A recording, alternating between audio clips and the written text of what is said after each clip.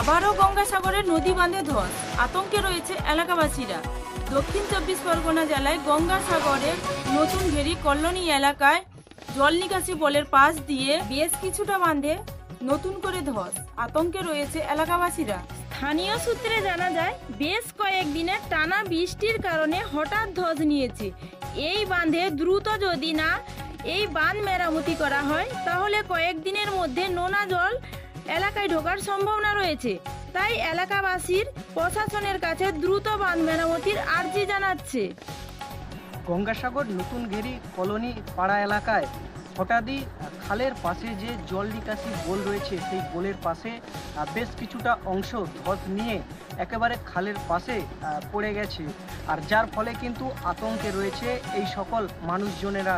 কারণ সামনে বর্ষাকাল, নদী এবং সমুদ্র উত্তাল থাকে, আর জল বাড়লে এখান থেকেই চাষের জমিনে নোনা জল ঢোকার সম্ভাবনা থাকছে। তাই তারা প্রশাসনের কাছে দ্রুত এই যে খালের পাশে বাঁধ, সেই বাঁধ মেরামতির আর্জি জানাচ্ছে। আমার সঙ্গেই রয়েছে বেশ কয়েকজন গ্রামবাসী।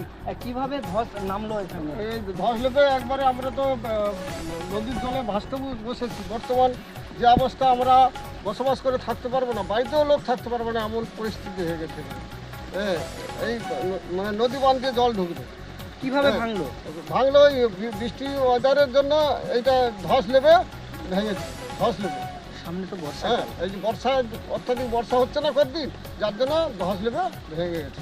যদি না দ্রুত মেরামতি করা আর হয় এটা মেরামত না করলে 2-4 দিনের মধ্যে নোনা জল ঢুকবেই। কোটাল পড়ছে, নোনা জল ঢুকবেই এর নদী। আর কোনো প্রশাসনের কাছে কি হবে? এটা আমরা প্রশাসনে আবেদন মেম্বারকে করেছি, মেম্বার আবার প্রশাসনকে করেছি কিনা জানি না।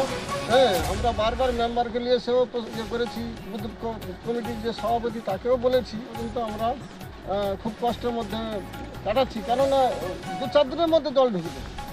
দ্রুত কি মেরামত? হ্যাঁ, দ্রুত যদি মেরামত আমরা পাই এই জায়গাটা, তাহলে আমরা বাঁচতে পারবো, নাহলে নোনা জলে আমরা সব ভাসবো।